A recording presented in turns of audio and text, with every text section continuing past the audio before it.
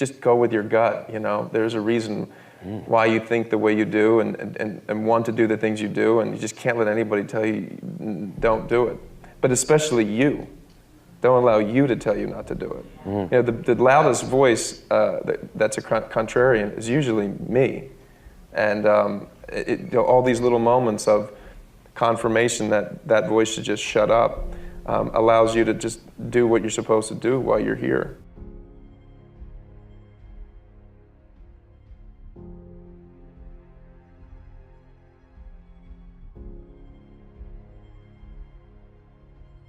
Failure is a part of the learning process, right? What's the risk of failure? What, you'll be embarrassed, or risk of failure? How do you distinguish failure from learning? In your whole life, you know, failure implies that it stopped, that the game stops, right? If it's part of you're failing and then you learn, then that learning is part of the moving forward, right? So that is what the process is like. Fail, learn, move forward, and constantly do that because you're cutting edge. You're going where people haven't been before in inventiveness.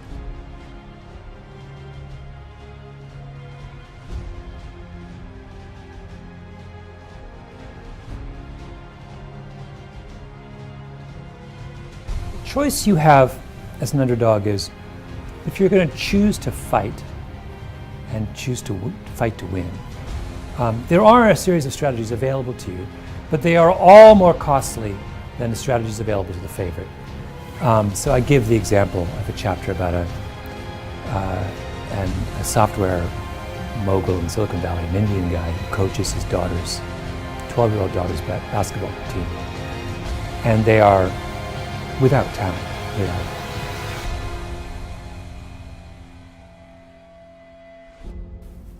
By his own admission, this was like, they barely knew how to play the game. He takes them all the way to the national championships. He does it he instructs them, they're going to play the full court press every minute of every game and defend every inch of the court, right? Now, that's actually a very effective strategy, particularly in age class basketball. If you're the underdog, it's usually your only chance of winning is to play a really, really aggressive defense. It requires, however, that everyone in your team expend maximum effort every minute of the game. You cannot loaf for an instant. You have to be in really good shape and you have to run yourself ragged and you cannot let up. Most people will not play that way because it's too difficult.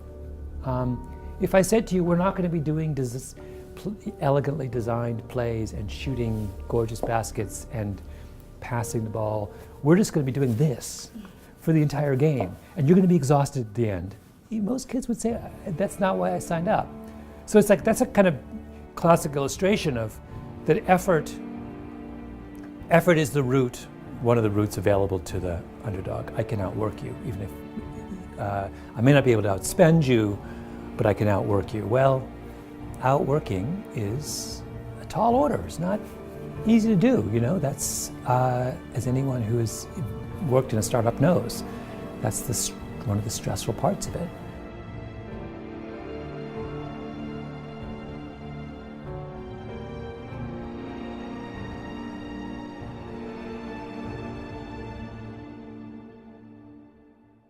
Ask yourself, what if no one ever bought any of my work?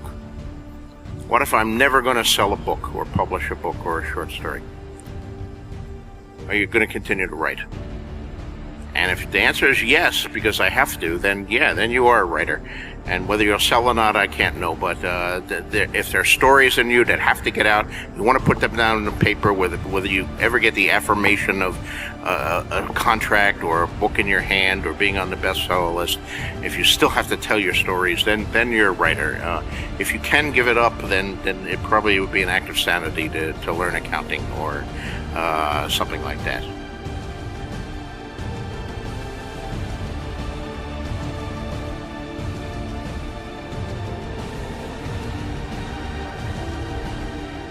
Being on this planet, one of the first things people would say, if we were all dumped down here, let us say there were only 10 of us, right, and we were dropped into this planet already formed, one of the first things we would say after a moment or two would be, is everybody okay? Let's get something to eat. And that should be the first thing any society says. Is everybody okay?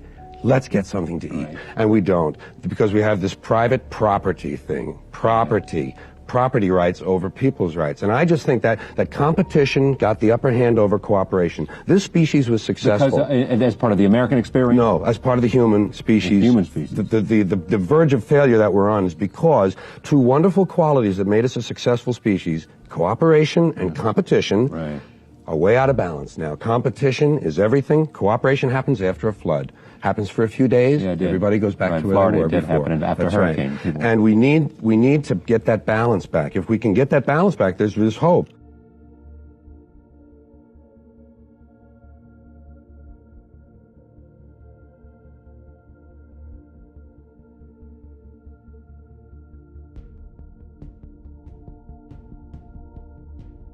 You come to Hollywood and you're chasing this dream, you want to be an actor, you know?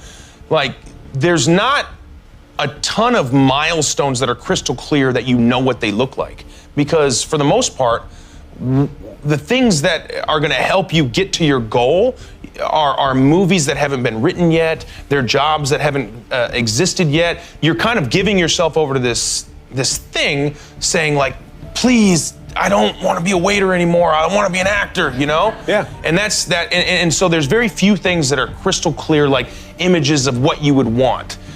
But one of them is to work with an icon, to work with somebody like a Steven Spielberg. And so like so that to me was one of, you know, my goals. You wouldn't even want to say it out loud because it'd be so ridiculous to say, yeah. What do you want to do, kid? Well, I want to work with Steven Spielberg. And they'd be like, nah, I don't know, you know?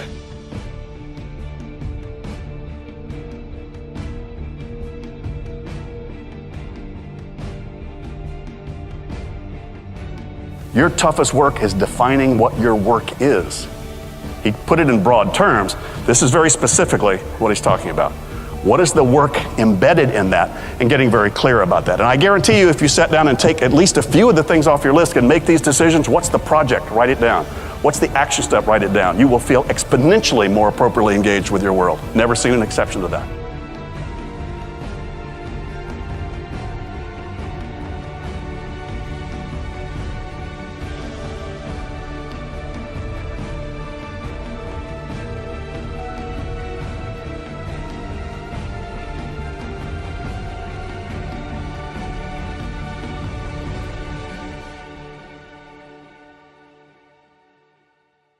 Hey, work to your potential, not your quota.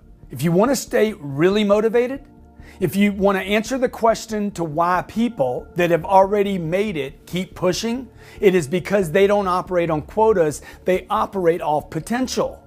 They're driven to reach their potential. This is also tied to their ethical obligation. They know what they're capable of.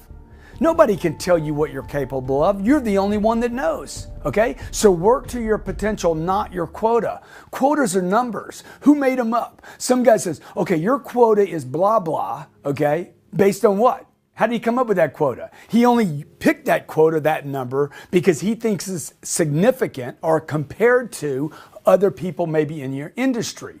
Look, don't operate on quotas. You want them, clearly you want them, but you want to be driven to reach your potential, not just some number, some mechanics. Hey, my potential, I know. Nobody else knows it. I know what it is. You know yours. Work to your potential, not just a quota, and I promise you, you will be on fire day and night.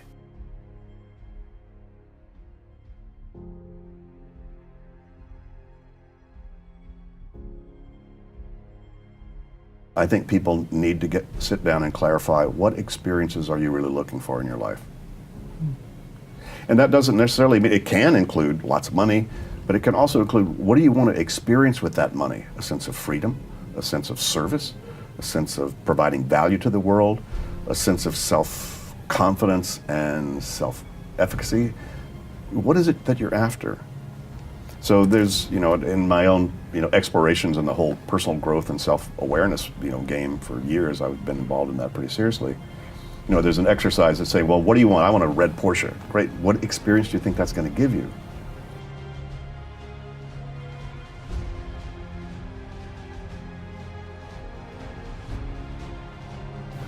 Freedom and a sense of fun, whatever. And then the people get the red Porsche, and they're worried about somebody going to dent it, and they can't afford the payments on it. They didn't really get the experience they were looking for. What happened? They got the symbol, but they didn't get the inner experience. But if you want the experience of freedom and fun, you can have that this afternoon. Doesn't mean you shouldn't have the red Porsche, but it just means that if you start to focus on the inner experience, what would climbing the corporate ladder give you as an inner experience? Why do you want that? What's important to you about that? And it could be I want to provide, for my family, for after I'm gone. So there's a sense of building wealth or building net worth or building assets, for the people around you that matter to you. There's no right or wrong about any of your answers to this, but I think getting clear about whether you want to do that or whether you want to get there because you want to be able to impact a much larger segment of the world for doing good or taking it over, I don't know, for whatever you want. But I think that's the key, is being able to externalize and start to become objective about, well, what is it that you're after? And so just crafting your own ideal scene, not only of the things you want, which is fine, don't stop that. Matter of fact, don't feel embarrassed that you want a red Porsche. So there's nothing wrong with any of that material stuff that you might want, but it's also true that it's a real good idea to just say, let me just lay that all out. And then use that as a map just to then guide you in terms of your intuitive decision making. I don't think you have to work at it that hard, but I think you do need to be conscious about it and validate it in some part of yourself.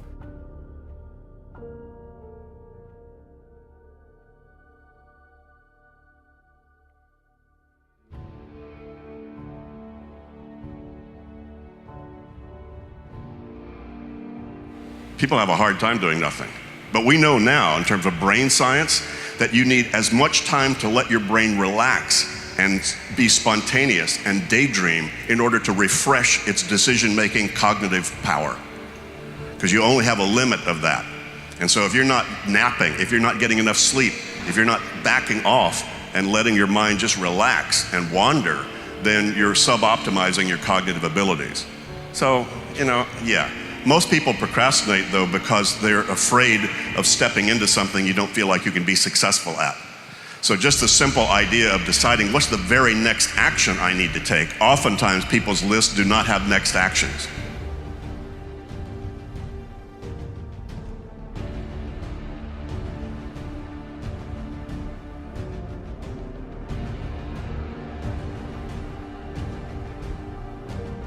All life is magical.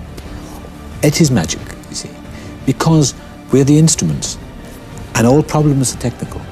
Once you can go through those problems without avoiding them or backing off from them, because it's like fear. You go through it. You go through the problem, confront it and go through it, then you have release. Stanislavski called it the plane of inspiration that takes off from the runway. And the runway is the technique, the runway is the getting on with it. And the plane will take off. If on Tuesday night, however, it doesn't quite take off, it doesn't matter, you can't stop the plane and say, well, I'll go back because I don't feel it tonight. You get on with it technically, and then on Wednesday night, probably it's going to take off again, as long as you're relaxed. But it really is, it's kind of being on automatic pilot. And I think it comes after experience. I think it comes, and I think I feel in the happy state of mind now that I have 15 years or 20 years of experience behind me. And I think it's used well, and there's a lot of positive out of all the anguish and the pain and discomfort. And there've been good times, there've been negative times. But Olivia said once, when he was directing Colin Blakely in June and the Peacock, and I was in June and the Peacock, and he said, you have to find the middle man. And Blakely said, what do you mean? He said, find the middle man, that ease of playing a character. And Blakely said, I only have until next week. And he said, you won't do it next week. It'll take you the rest of your life. And it's really relaxing and letting go. The booster that puts one into outer orbit, the aggression, the arrogance and the ambition and all that, that's all very necessary. But there's a time when one has to let go. And I guess I'm in orbit. And all I have to do is rest assured that it's going to be okay and do what is required of me, Keep in practice, keep working. I'm going back to the theatre. I want to go back to the theatre. And I'm being kind to myself. That's all I can say, really. Then the magic happens. Schofield is right. You get on with it. John Dexter told me in New York, he said, just get on with it. Don't analyze. Do it.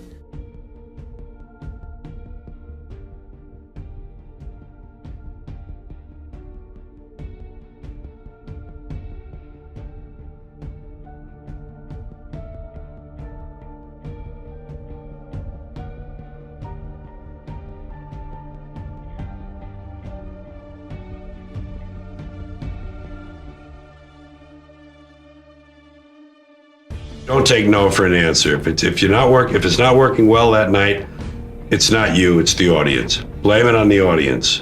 Because if it worked on Friday night, it ought to work on Saturday, and if it doesn't, it's their fault. It's oversimple, but you know what? It works as a formula. Just go on and do the Sunday night show and forget Saturday night. Keep kicking them in the nuts.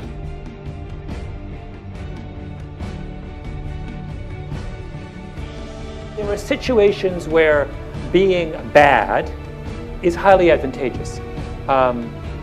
And, if you read, I don't go into this in the book, but if you've read, Innovator's Dilemma, that's what Innovator's Dilemma is all about, right? The disruptive outsider is the one who is incapable of meeting the marketplace needs as the market is traditionally defined. They can't do it, right? So what do? They try a completely new half-assed approach, which in the beginning doesn't work, right? But by that very nature of trying something completely outside the mainstream, they end up upending the, were they any good, they would never be forced to do that. So it's the same kind of principle.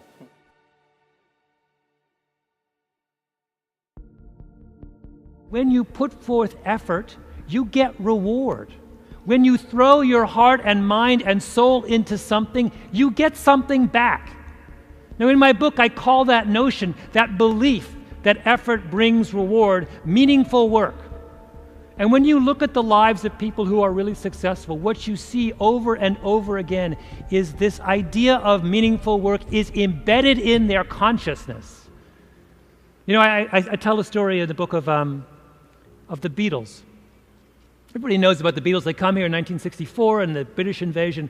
The most interesting thing about the Beatles is what happened to them before they came to America. In the 1960 and 1959, when they were just kids, they were invited to go to Hamburg in Germany to be the house band at a strip club. And they went there and they stayed there for months on end. And 7 days a week, they played 8-hour sets, night after night in this strip club, right? And over the course of that extraordinary crucible, that experience of playing, they taught themselves how to be a great band, right? In fact, we think now that by the time the Beatles came to America, they had played together as a live band 1,200 times. We could go to all of the clubs on Friday night in San Francisco where all the promising young bands are playing. I submit to you would not find a single band that has played together 1,200 times.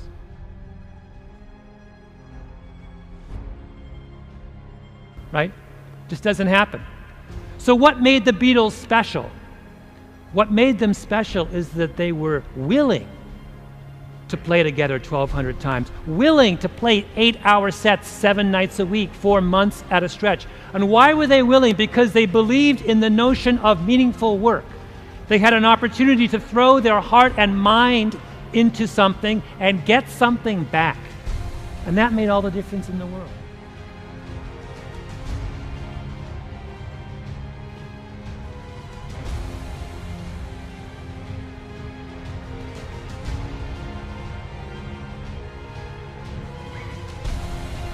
People talk about, you need a vacation or something. A vacation from what? I love my life. I feel I'm healthy, thank God. And, I have these incredible directors that are interested in working with me, and I'm going to jump at that.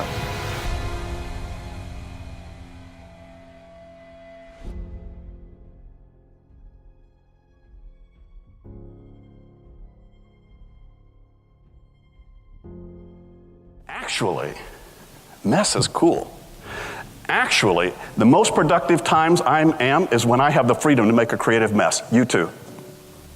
I need room to be crazy, to make some mistakes, to brainstorm, to be chaotic, go a little off the edge. That is going to be your most productive time, is when you have that kind of freedom to do that. However, folks, if you're already in a mess, you ain't got room to make one.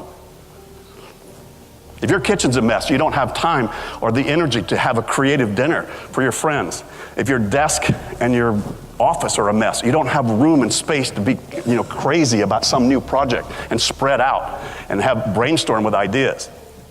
If your email is backed up on you with 1,000 unprocessed emails and you got 3,000 other things going on in your head, you have no space to take advantage of discretionary time that may show up in terms of being creative, in terms of your energy.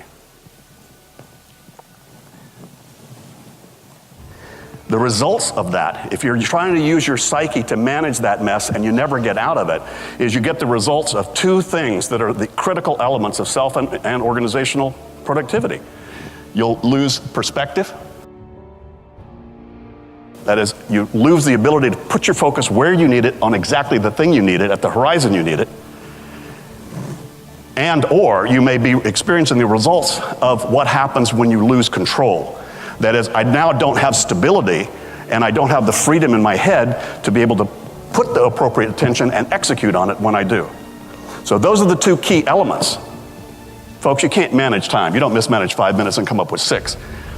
The only time that you think you need time management is when one or both of these two dynamics is suboptimal. Either things need to be more under control or more appropriately focused. If you map those two things together, what do you get? If you, on the bottom left here, where you got no control and no focus, ever been there? That's your basic victim experience. You know, driven by latest and loudest. For the most part, most of us are thrown there by our own overcommitments and creativity. We're just trying to come up for air. Now, if that part of you shows up that has high focus and perspective, but no control, now you're the mad scientist. Now you're the desperate artiste. Now you're the crazy maker with all kinds of crazy ideas and no constraints of what you're doing. You're nothing very well organized. Middle of the morning, you decide to go buy the new iPhone, but your IT department won't support it. On the other hand, you could get down in the weeds and say, oh, wait a minute, I need to get 10,000 things organized. I need to get all this cleaned up. And now you get into micromanagement. If you don't have appropriate focus, you can get down on those weeds and hung up in them like crazy. And you'll spend a lot of time, doing a lot of trying to get organized about things that may not be that important. Right? In the morning, your crazy maker said, get a new iPhone. In the afternoon, you spend 2 hours of what could be a strategic afternoon trying to set up the right ringtones. Here's what's true about all three of those, folks. You ain't ready for what's coming towards you. You will be suboptimal in terms of your ability to handle the surprises, and they're coming. Good, bad, or indifferent, they're coming, trust me. And you want to be optimally available for those things when they come to you.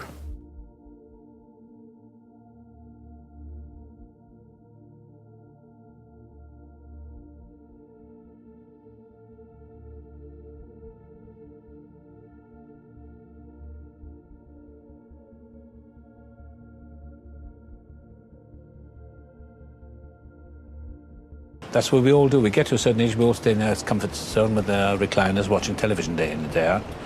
And when you get to a certain age, I'm going to be 70 at the end of the year, but I sit around watching television for the rest of my life because I've done it all, sitting on my laurel wreath. It's not worth it. I mean, life's so short, and such glorious images in the world, and such horror as well, that I want to see it all. And so I've moved out of my comfort zone. It's essential for me. Otherwise, I may as well die. So I've done it, I've broken every rule in the book, and not out of malice or any telling anyone that I'll show you. I did it to show myself. I've shown myself. I looked in the mirror, I thought, I'll show you one day, and I've done something completely new. I wrote the music, and I feel limitless.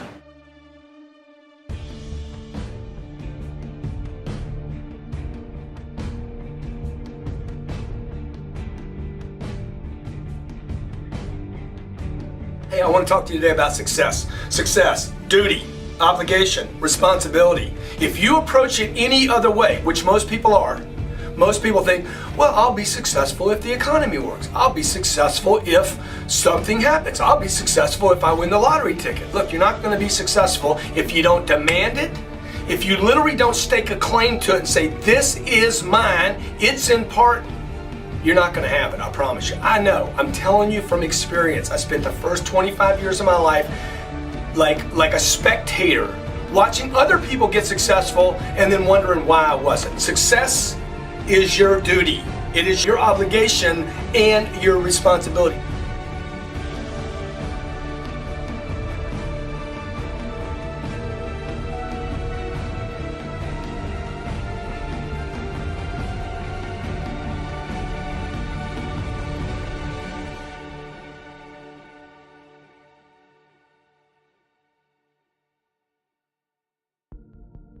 Negativity is just negative. And there's no money in it. There's no future in being negative. Where's the solution?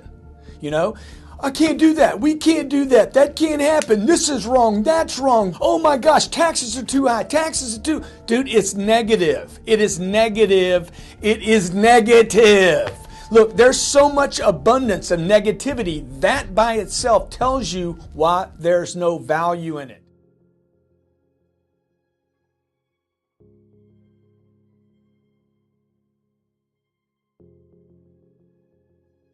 Sometimes the high points come from the low points. They're simultaneously, meaning I learn the most when I am making mistakes. And so I know, like, if I'm making money in the market, it might seem like a high point because you figure, okay, you're making money, but you don't test yourself as much. When you're making a low point and you're in misery, you're saying, how am I doing this wrong? And you're learning a lot, or at least I'm learning a lot.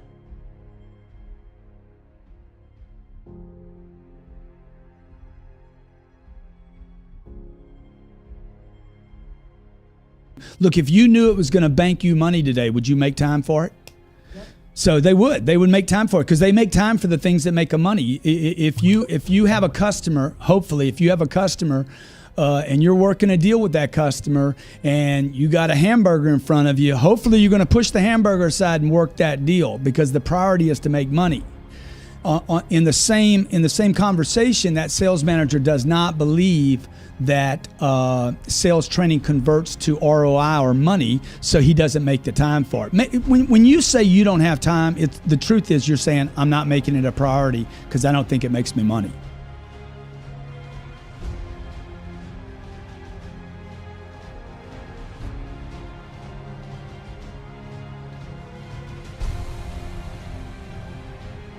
I woke up every morning excited. I was completely jacked. I've never been more excited to go to work every day as I was on this project. At the end of the day, I'd never been more drained in my life. But somehow, some way, I found the energy every morning to get up and just go for it. And the further we got into it, the more Wayne was just like, okay, do what you want to do. Do what you want to do. And I never had that kind of freedom before.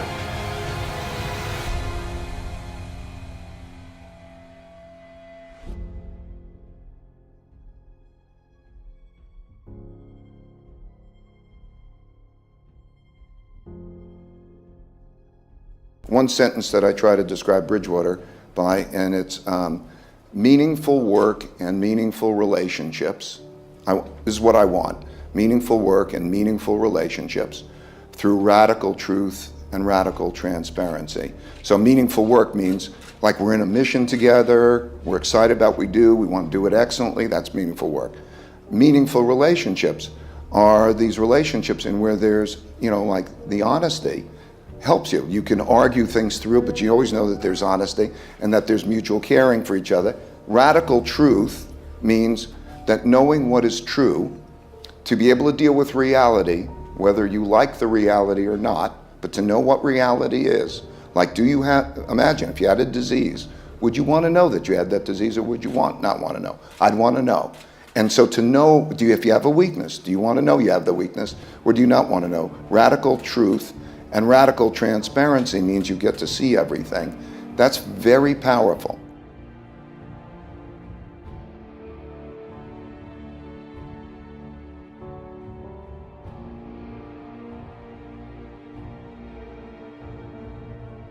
I just want to get better. I want to get better, and I want to work with great people. It's really simple.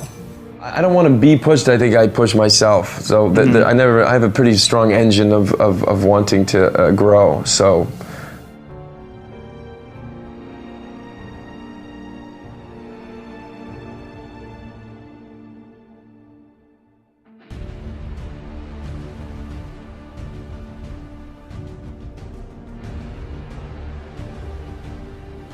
There were moments, when I was learning the script and I thought, well, this isn't going to work. I mean, how can I do it?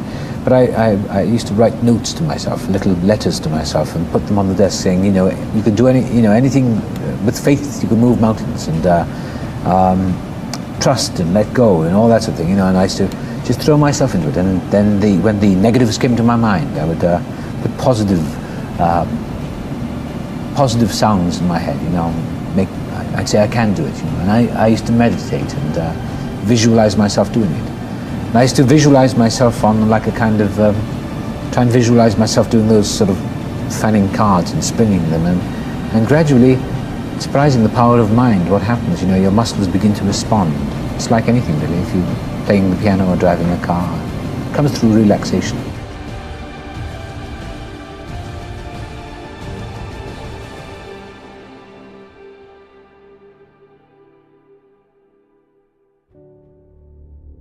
It's not enough to have a great idea and the focus and the conscientiousness to see it to fruition. You must have the strength and the resolve and the courage to pursue that idea even when the rest of the world thinks you're insane. Time and time again, if you look at the stories of extraordinarily important entrepreneurs, there is almost always a moment when they are the only ones who believe in the value of what they're doing. I tell in my book the story of my book, David and Goliath, the story of Ingvar Kamprad, the guy who founds IKEA. And the crucial moment in the story of IKEA is when he faces a boycott from the other furniture manufacturers in Sweden, and he's about to go out of business. And in desperation, he moves his operations across the Baltic Sea from Sweden to Poland and sets up shop in Poland. And that's what IKEA is. IKEA is essentially furniture shipped flat, made in Poland. That's the original elevator pitch for IKEA. What's interesting about that is he does it in 1961. At the height of the Cold War, at a time when East and West, communist world and free world are closer to outright war than at any other time in history, a guy living in the West, Sweden, crosses the pond to Poland, the Iron Curtain, and sets up shop. You cannot imagine what a controversial move that was. That would be like Walmart opening operations in North Korea. Literally, it's on that level of kind of eyebrow raising, you've got to be kidding me, who is this guy kind of thing. But he does it and he persists and he turns his back on all those critics. Why? Because he is a deeply disagreeable person. Didn't need people to agree with him, right? And that's how he's able to build IKEA into this extraordinary runaway success story. That's very hard to do. As human beings, we are hardwired to want the approval of our peers.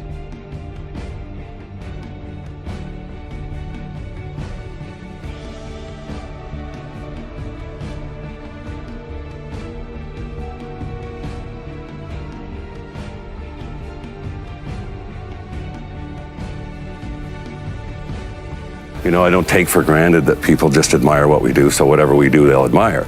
No, I feel like, in fact, this is very true. Every audience, I feel like we have to earn them. That we have to earn their dedication and their expenditure of time and energy and money to be there every single time. Every show, and it's an old show business thing, but I really feel that you're only as good as your last show. And that's the one thing I do like about touring. If you have a bad one, you get another chance.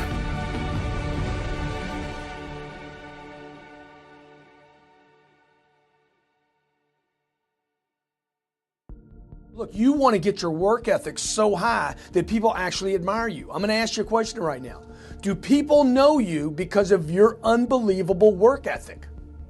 If you can't answer yes to that, man, you're not going to get in that top 10%. You got to get at the top. People have to know you, not because, oh, he's a good salesman. Oh, he's a good this. Oh, he's an artist. Oh, he's a good pianist. Oh, he writes a great, story. No, dude, people need to know you for one major thing first. He works. He produces. The guy's there every day. The guy's pushing and shoving. Because the truth is, no matter how good your ideas are, how good your art is, or how good your skill set is, if you're not working, man, if you're not vibrating at a frequency that people say, my God, how does that guy do all that? If you're not vibrating at that rate, 10x levels, massive action, tremendous work ethic that's just a muscle now, and it's just a discipline in your life, and it's a normal way that other people think is abnormal. Ryan Seacrest, Tom Cruise, Oprah, Steven Spielberg, Donald Trump, still pumping and working as a billionaire. Look, if you're not working at that level, you're not going to make it. Get your work ethic in, man. It's the American way. Work ethic. Check it out.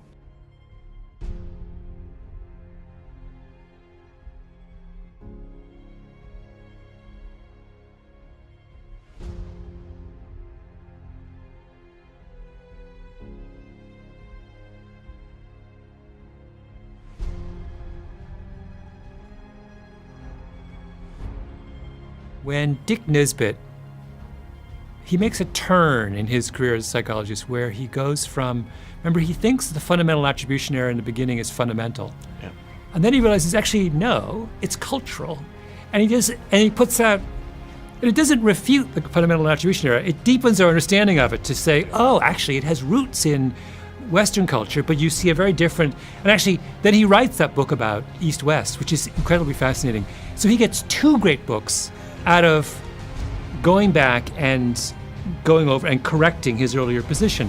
That, to me, is the model for how you ought to behave in the intellectual world, which is, I think, you should always double back and say, well, no, wait a minute, this is more complicated here. We can kind of, and contradiction is too strong a word. But you should be constantly revising your conclusions.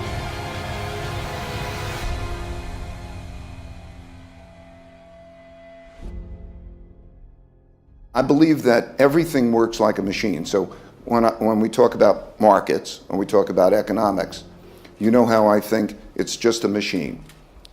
Everything has cause-effect relationships, and you can program all of that. We're machines. The human brain's a machine, and we operate that way. And in today's age, we have data. We have a lot of data. And so to be able to look at what people are like is a powerful thing. When I hear the interview about General Motors, and you think about one company or another, you think of Tesla, by contrast. Okay, look, there are 2 things that make a difference. It's either people or culture, okay? And that's everything. And so everybody's talking about this was done or that was done. Step back. What were your people like? How are they different? What is your culture like, and how's that different? And that's all that matters. And so if you look at it that way and you compare what the future of General Motors is going to be and the future of Tesla is going to be, or any such things, that's what all that makes up the difference. And you can put data together that shows that, and you can operate in that way, and that's what makes you effective.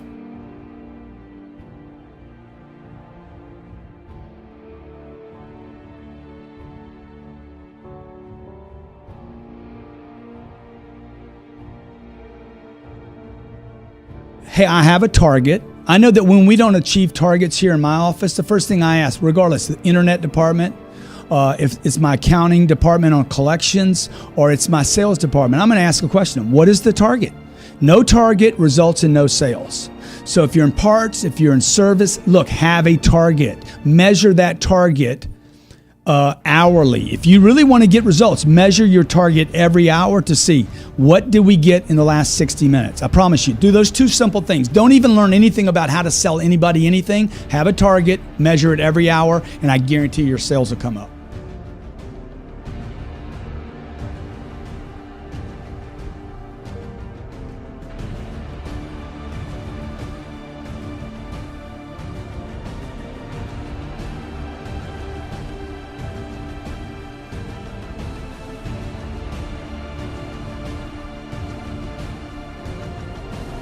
It is when people disagree, and you can take thoughtful people disagree, you have then the potential of learning a lot.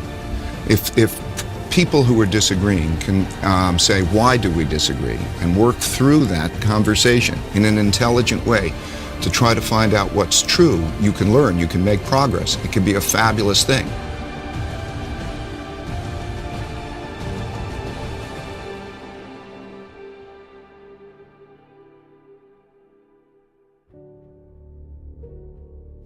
I suppose we compensate for our lives, for our lacks, if we choose to.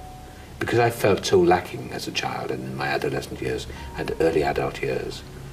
I, through anger, resentment, or drive, or ambition, or whatever, I found my way somehow. I don't actually believe I did it totally on my own. I believe in some power of life that is in us.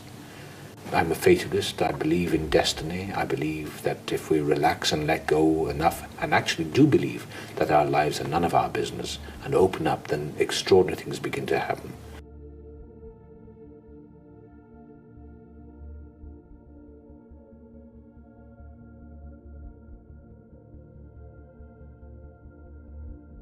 And I've realized over the years that I've gone through many changes in my life. many changes because that's the nature of life. And if you don't go with it, you may as well die, really. You may as well be dead.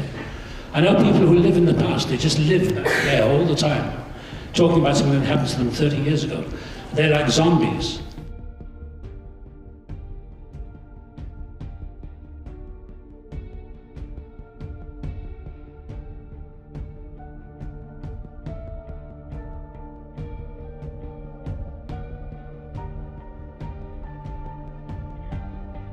I suppose you're calling them to talk about spiritual surrender or something or so on. You know, when we try to, I mean, my agent many years ago, I had an agent once, a very nice chap, but he said, we've got to plan your career. I mean, that sent me running out the door. I mean, you can't plan your life. No, I wouldn't care for that. You know, you make certain choices and you go along, and you chart the rapids and the rocks and the shallows and the depths and so on and so forth. Right. But you can't really control your destiny. You can't really control things. You just have to let go and follow it.